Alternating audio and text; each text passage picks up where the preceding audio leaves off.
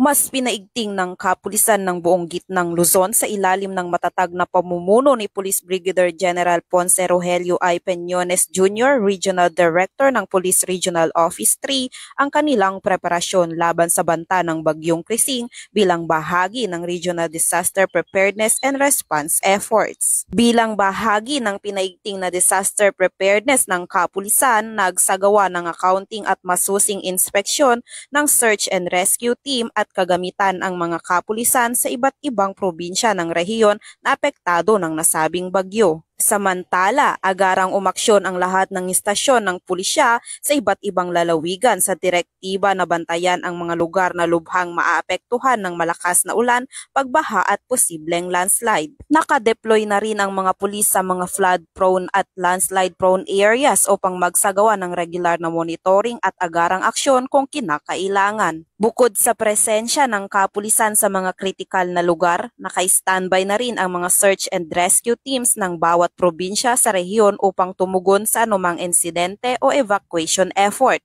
Pinag-ibayo rin ang ugnayan sa mga lokal na pamahalaan at disaster response units upang masigurong mabilis ang koordinasyon sa panahon ng sakuna. Ayon kay Police Brigadier General Peñones, ang seguridad at kaligtasan ng ating mga kababayan ang pangunahing layunin ng Pro-3.